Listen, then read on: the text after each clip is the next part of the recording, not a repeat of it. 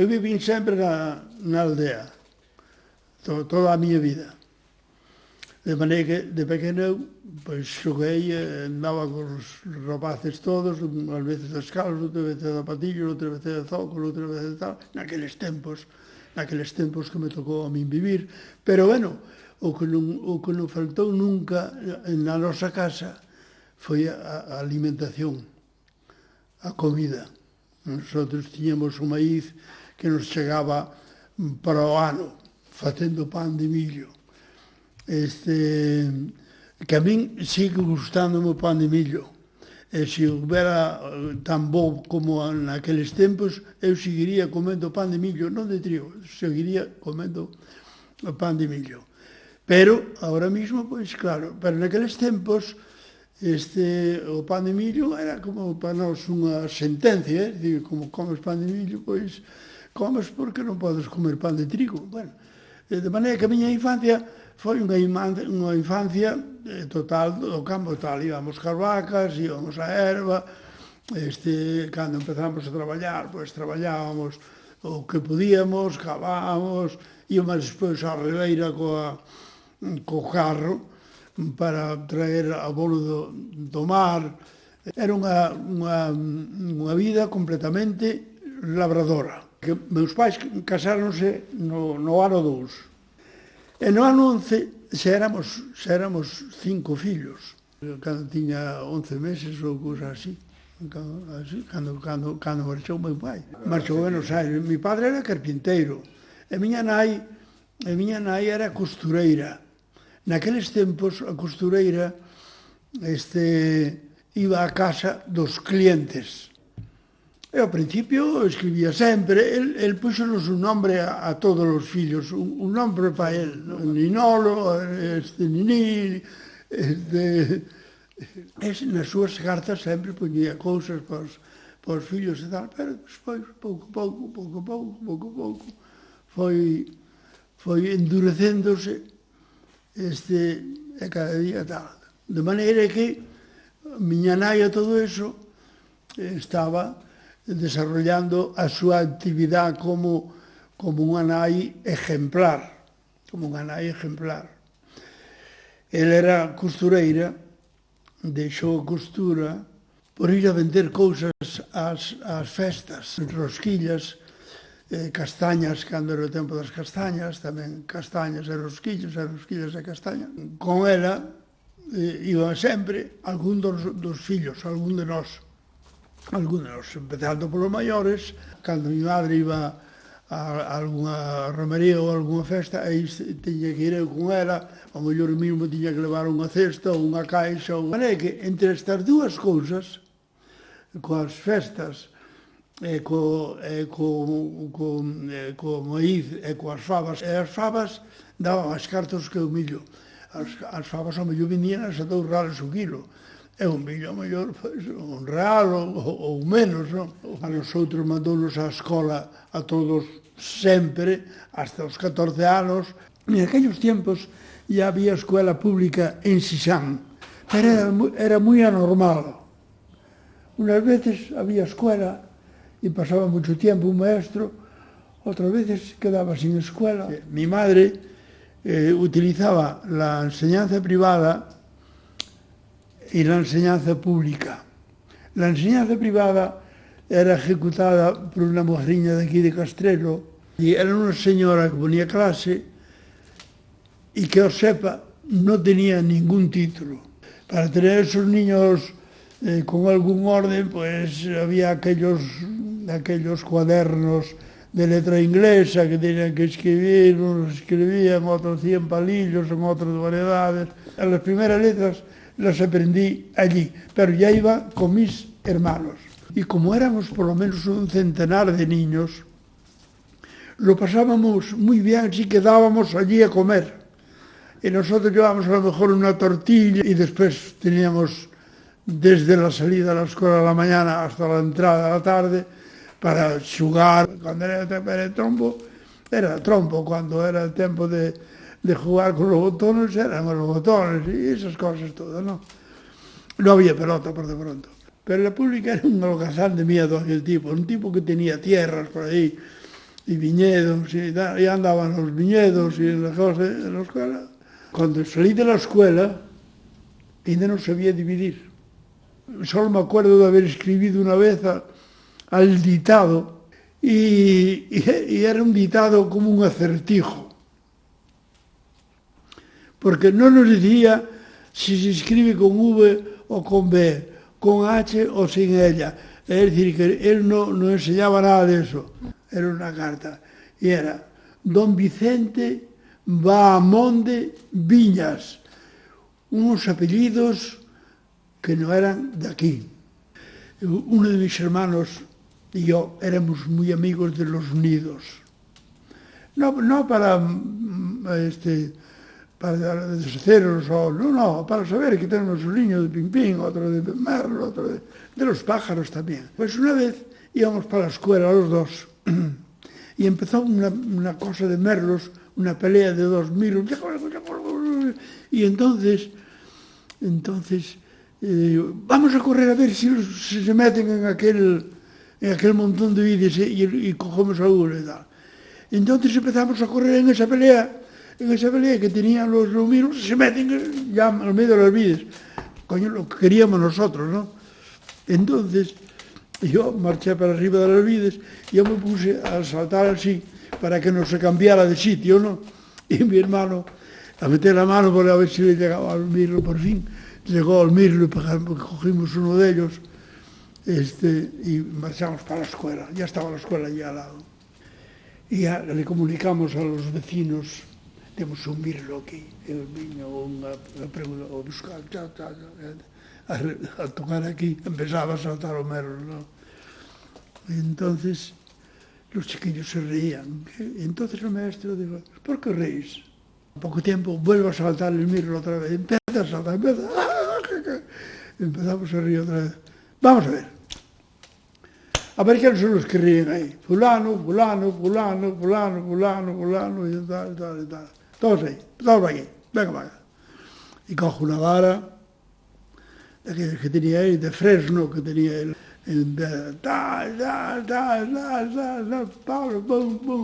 Pum, rompeu aquela, colleu outra. Y otro, Nadie dijo porque nos reíamos. Nadie lo dijo. Y cuando llegamos a casa, el merlo aún estaba un poco vivo, estábamos al aire y tal, pero ya no, el pobre ya no volaba. Todos nós, xa en este caso os 5, habíamos logrado xa as primeiras letras, todo eso, a escuela e demais. E había, ao lado da nosa casa, vivía ese primeiro licenciado que dixen eu de Dereito. Entonces, este licenciado, que se chamaba Don Ricardo, tiña certo interés incluso en enseñarnos algo. El non tiña fillos. Un día foron a traballar para Don Ricardo a poñerlle patatas uns cantos. Entre eles iba meu hermano Enrique. Díxolle a él directamente: te podías facer maestro? E dixo: coño, maestro, como vou fazer un maestro con que tal? Coño, pois mira, dígolle a Marcelino, era un maestro que había en Barrantes, que era moi bon maestro. E entonces empeza o meu hermano Enrique a estudiar o magisterio. Cando estaba terminando para facerse maestro, o segundo, que era Gilberto, a máis eu, o cuarto, ingresamos no magisterio. Pero despois Gilberto deixouno. El que me dá clase a mí é Enrique, mi hermano. Cando él tuvo a primeira interinidade, foi para a estrada e levoume con él. De maneira que aí empeza a miña carreira. El presentouse as oposiciones do ano 25, pero aprobou sin plaza. E logo fixemos a seguinte, que foi no ano 28, e fixemos xa os dous. E aprobamos os dous. Foron as oposiciones rarísimas, unha cosa tremenda, non? Para evitar a política, non sei que non era tal. Religión e práctica. Esas dúas cousas fixémonos en Pontevedra e puntuaron aquí.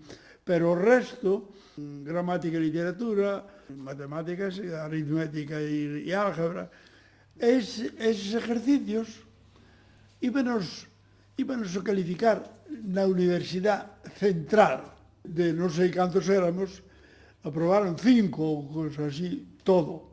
E os demais, un aprobou dous daqueles exercicios.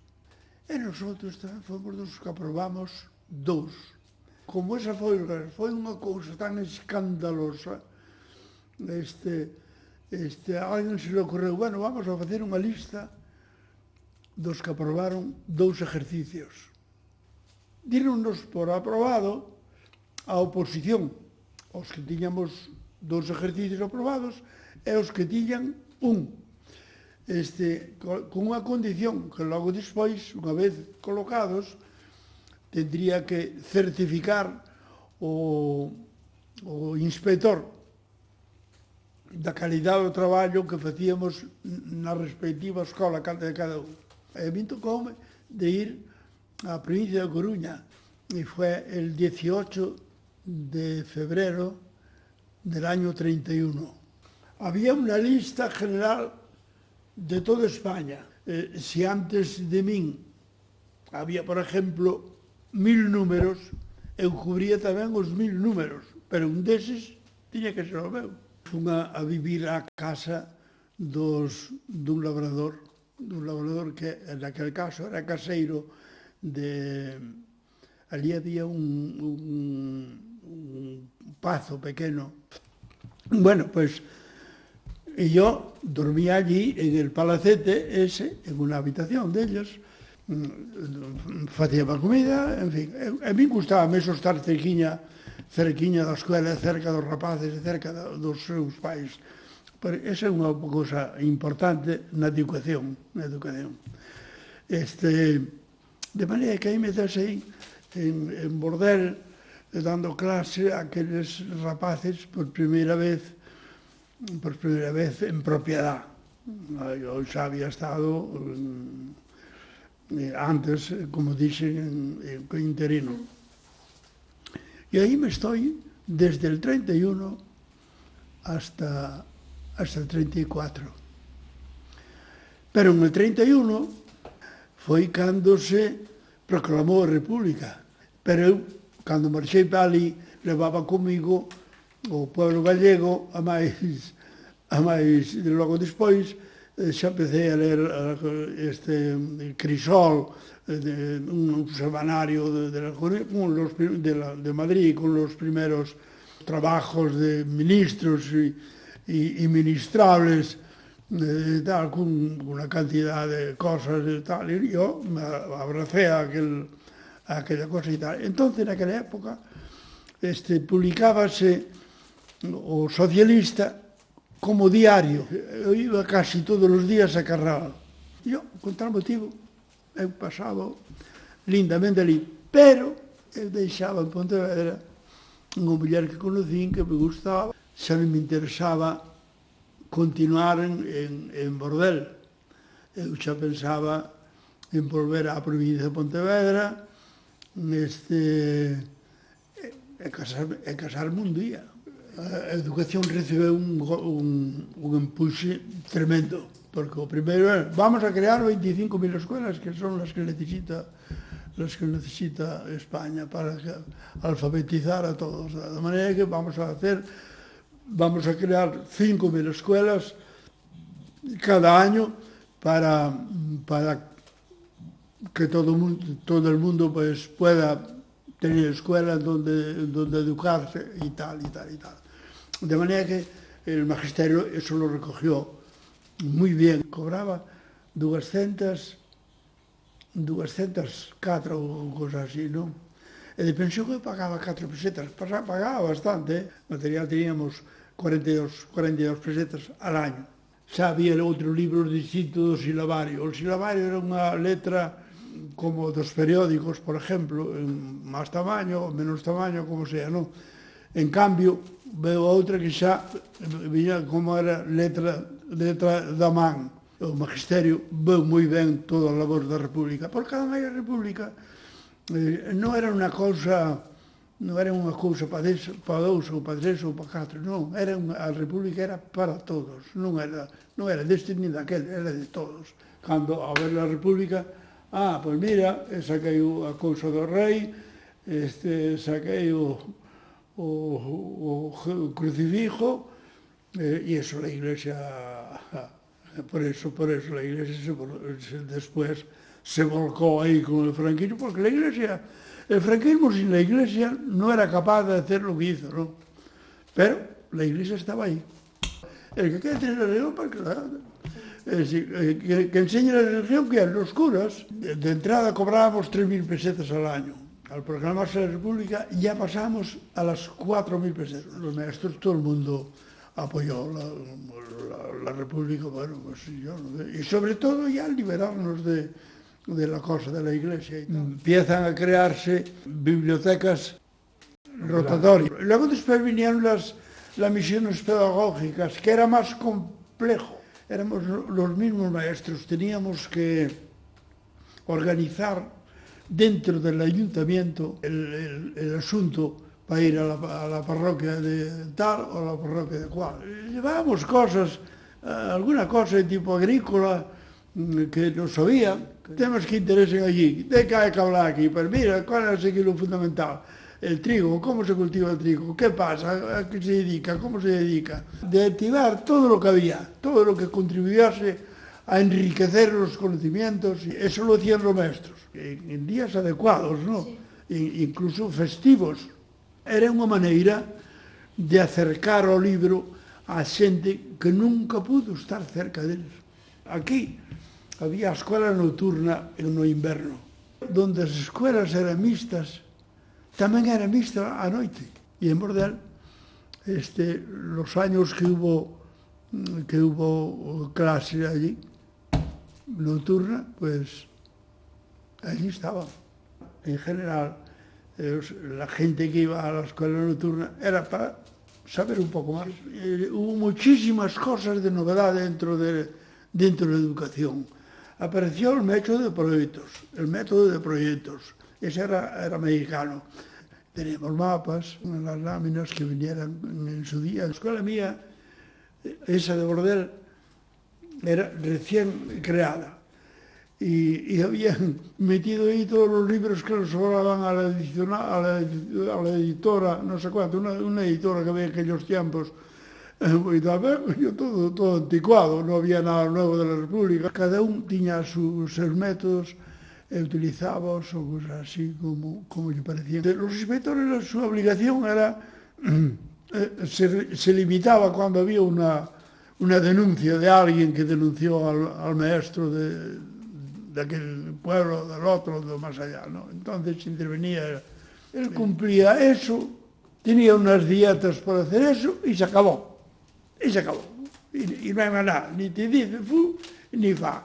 Ni le puedes plantear un problema. A ver, ¿cómo resolvería usted este problema? Ni eso. En la escuela unitaria es muy difícil que haya un silencio total. Hay unos niños que tienen primeras letras. Hay otros niños que ya leen correctamente. Y hay otros que ya estudian lecciones para saberlas de memoria. Entonces, el que va a estudiar las lecciones de memoria va a ser el último que vas a tratar. Los de la orilla del mar es terrible, terra adentro. A xente ten outro concepto da vida. Entonces, son disciplinarios. O castigo non é tampouco a solución mellor para que podan aprender ou non aprender. Non, tens que... Eles teñen máis vergonza se o mestre di unha cousa así casi separado. Yo estuve en Bordel del 31 al 34. En el 34 vine para aquí, para la Ría da Rosa, vine para András, porque a miña muller estaba en Villamayor, que é un barrio da parroquia de Caleiro, pero que está prácticamente metida en Vilanova. En septiembre del 34 yo estaba en András. La escuela ahí era unitaria. tenía solo niños. El trabajo para mí era el mismo, porque en la escuela mixta enseñaba lo que enseñaba, lo enseñaba a todos, niños y niñas. No los enseñaba a coser, porque yo de eso sabía. Permuté con un maestro de Villanueva.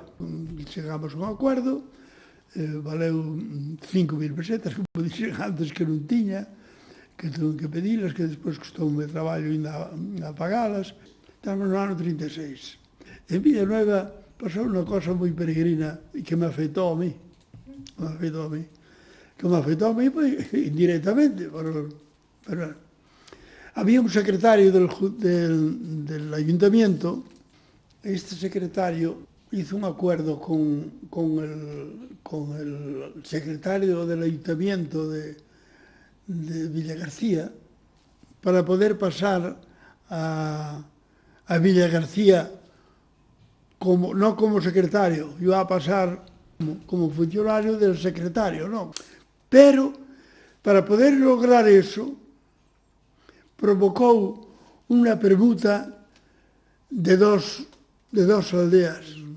Los de András pasasen al Ayuntamiento de Villagarcía y los de Bayón también. Los de Bayón estaban mejor para Villagarcía. En cambio, András estaba mejor donde estaba, ¿no? La razón para eso era muy sencilla. Antes, en esa fecha, había el ofielato, que era la entrada en las ciudades correspondientes del pago de una cosa. Que vas a vender un cerdo, pues tienes que pagar una peseta de entrada y tal para ir a la feria del cerdo. Que llevas patatas, tienes que pagar tanto para la venta de las patatas. Si pertenecían a Villagarcía, quedaban exentos de eso. En atrás, en aquel momento, estábamos había unha mestra, eu como maestro, e había o cura.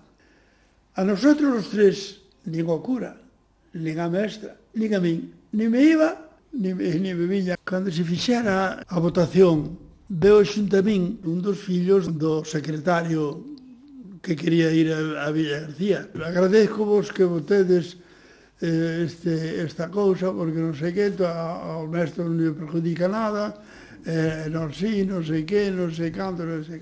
Bueno, pues llegamos a esa conclusión. Felipe deu-nos a cousa, eu iba a votar igual, porque non por él, eu iba a votar por aquela xente que era que lle importaba 2 reales máis cada día. Que a mí enfrentarme con os de Vilanova. E cando fun a Vilanova, e xa non me admiten como socio do casinillo.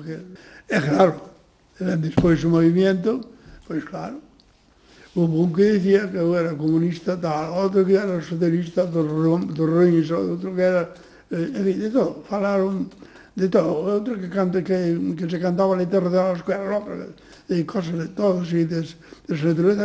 A mí me agravaron todo lo que, pero todo con mentiras. Y esta fue una de las cosas que me situó a mí muy mal cuando fue del 36. Todo eso influiu na miña situación, porque despois apareceu o cura dicindo que sí, que na miña escuela se cantaba non sei que, e tal. E luego vienen los otros encima, este que era comunista, el otro que era socialista, el otro que era de izquierdas, el otro que era un ruin, no sé qué, el otro. Todo eso fue lo que me hicieron allí. Bueno, pues mientras no se movilizó el reemplazo mío, yo me dejé estar, estaba en casa, porque yo tenía miedo que vinieran a registrar la casa, y aquí yo no tenía una cosa tan, únicamente que supiera que venía, que podía meterme debajo del piso, que ya había levantado una tabla, tenía un... Bueno, pero eso era el 17 de julio, que marchábamos de vacaciones. Yo marché en esas condiciones para a granxa donde vivía a miña muller, que era un barrio da parroquia do Ayuntamiento de San Xanxo. De maneira que, nada máis que eu vir a Sisán, ao día seguinte xa, anda, pois mira, está aquí en Sisán, calquer día vimos a poner ou algo así, xa, porque ali, cerquiña de nós, tiñan os dos tardes ali un cuartelillo, excuso dicilo, que podía pasar aquí. Bueno, marcho para xo, e logo, dispois o recado, pois resulta que xa marchou para Portugal e tal, non sei que, non sei se xa dixeron que había posto a sotana do cura de tal, pero en vez de marchar para xente xa tranquila, pero en vez de marchar para lá, volvín a Xixán, pero sin que nada supera máis que a familia, que eu estaba a Xixán. De maneira que aquí no Piñero non veu nadie, aquí non veu nadie. A todo eso, me pasou uns días, logo empezaron a difundir eles por si, Herminio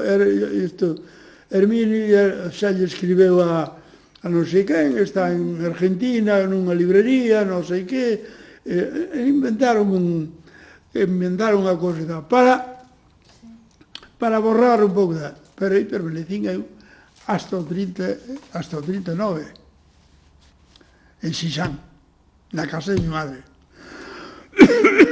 E no 39 movilizaron o meu reemplazo. Entonces dixen, anda coño, o meu reemplazo, agora se non me presento, van a vir por aquí, van a facer unha investigación indudable, non? Entonces eu dixenlle a meu hermano Enrique, dixe, mira, fala co cura de Cea, a ver que che di desto. Entonces o cura de Cea, de acordo co cura de Cea, o cura de Cea foi o que falou co comandante da Guardia Civil.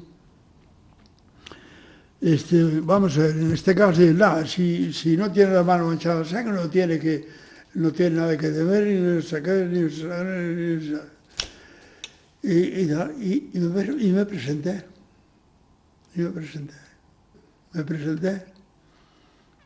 O cura que había ali era todo de toda esta coña. Él salía tamén, iba con tipos para deitar na cuneta, iba o cura coa súa pistola no bolsillo, por si acaso algún quería confesarse, e depois levaba no bolsillo a pistola. Me presentei e estaba aquí en Xixán. En Xixán tiña que ir todos os días a Cambados a facer a miña presentación ao comandante de Marina. Ven un momento de tal que a mí me ingresan en la cárcel. Había una cosa de que yo tenía cosas, pero como entonces aparecen aí as denuncias de Vilanova, do alcalde, do cura, do outro, se le denuncian porque en su escuela se canta la Internacional, que en su escuela se hace propaganda antirreligiosa, que en su escuela se canta no sé qué más, y así sucesivamente, ¿no? Todo inventos, ¿no? Y que colaboraba en La Hora, y La Hora, yo hacía una colaboración en La Hora, que era un semanario que tenía el Partido Socialista en Pontevedra, de cosas de colocaciones, de empleos. Y yo le dije, mire, yo en la escuela tenía por norma esto. Los chiquillos mayores que escriben bien, que escriben al dictado, etcétera, etcétera, de todas las libretas que van rellenando con cosas y tal, donde registramos todos los días lo que hacemos. En la mañana, bueno, pues tuvimos una lección de matemáticas, hicimos un dictado, un tal, o lo que sea, un problema, eso a la mañana. Y en esa misma libreta, a la tarde, como era el mismo día, la tarde hicimos esto y esto. Si apareciera una libreta de los niños que vienen a la escuela todos los días, está registrado todo lo que se hace, ya usted vería que ahí no había ninguna cosa que pudiera perjudicarme, ni mucho menos. Pero si no aparece, y los de Peñonada, por otra parte, a lo mejor a lo mejor ni siquiera harían eso, ¿no? Yo dejaba en la escuela las más limpias. Eso lo dejaba para el día que viniese el inspector. Fue cuando le di yo los nombres de unos niños que me acordé, de los niños. Yo pensando en los niños. Pero ¿qué pasó? Que él llamó a los padres de esos niños. Y estos, cuando el día del Consejo de Guerra, que se celebró en Vigo, por eso me trasladaron de Pontevedra a Vigo, ellos fueron también los testigos. Y ella me dice, la mujer y el marido, ¿no sabe usted por el aprieto que nos hizo pasar este señor? Y resulta que a nosotros nos dice, usted, no es verdad que este maestro le hacía propaganda antirreligiosa y esto, lo otro, no sé qué, y no sé qué más. No, señor, se hacía lo que se hacía en todas las escuelas y nada más, y tal, y tal. Usted me está mintiendo, y si sigue mintiendo, lo pongo en la pared y le doy 4 tiros. De manera que eso era el material para el Consejo de Guerra, que hay unos señores que por las buenas uno dice que son comunistas, el otro dice que son socialistas, el otro que son mala persona, el otro que canta la internacional, el otro que canta la otra, y de manera todo mentira. El basado en mentiras exclusivamente. El fiscal me pedía, para decisión de la República, de 1 a 3 años. Por deserción, yo aún no había desertado, yo me presenté voluntariamente. No vinieron a buscarme, me presenté voluntariamente. De manera que aunque me aplicaran la máxima pena de esos dos conceptos, nunca sería más de 12 años.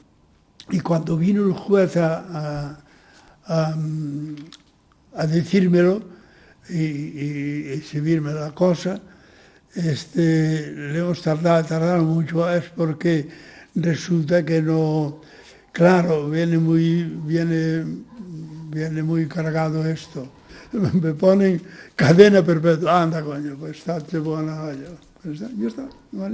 Da la vida, que en aquellos tiempos, a mí nunca me asustó todo eso. A mí lo que me asustaba es que me sacaba un día a vida de cualquier manera, ¿no?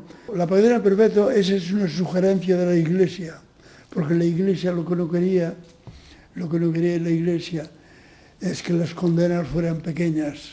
Dejó de ser maestro para toda su vida y se acabó. Que era lo que les interesaba, nada más que eso. La Iglesia fue cruel con la escuela, cruel, verdadera cruel. Me llevan al cuartel y cuando entré en la cosa del cuartel, le llaman a los calabozos, ¿no? El calabozo era un chafariz que tenían allí y yo vi que había líquido en el suelo, ¿no? como agua o que era otra cosa, ¿no?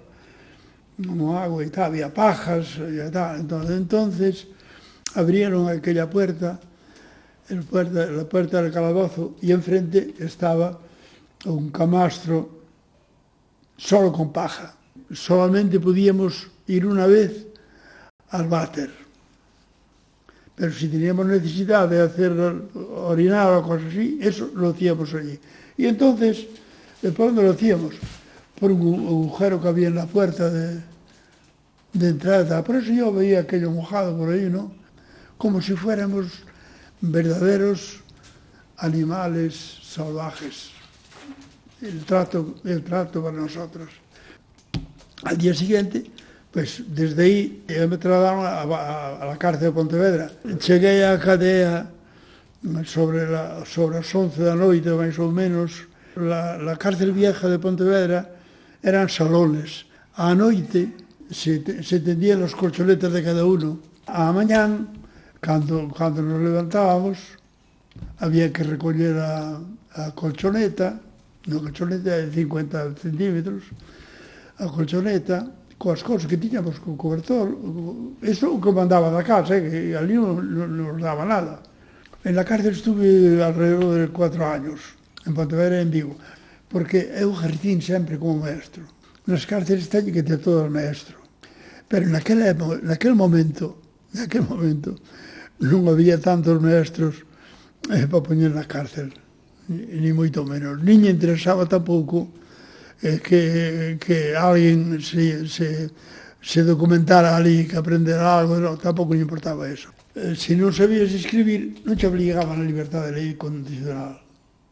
Tiñas que saber ler e escribir. Entonces, por eso, ditaron esa disposición, era unha maneira de sacar presos para fora, porque non tiñan con que mantelos. Ali, cando no 43 ou 44, morrían ali como chinches. Todos os días un dous, na cárcel de Pontevedra. Porque hubo semanas remolacha solo. Unha remolacha que eu creo que nem estaba mondada. A mí se vivía unha comida de fora.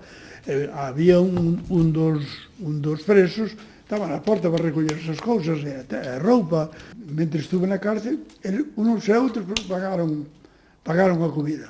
Pois de outra maneira xa estaba noutro mundo hai moitos anos. En Vigo facíamos no final dunha galería, porque a cárcel de Vigo era distinta da de Pontevedra. A cárcel de Vigo era celular. Celular son las cárceles que tienen una habitación para cada recluso. Debían ter un solo, pero 40 3 ou 4. Cada celda tiña, nun lado, un camastro. No medio quedaba nesta esquina e aquí está o váter. Tiene unha tapa de madera e aquí pegada al váter hai unha mesa que se baja te sientas encima de la tapa del váter para seguir la comida o el rancho o lo que sea. En la cárcel de Vigo non había rancho. Non tiñamos aula para eso porque naquele tempo non había aulas libres. Había moita xente.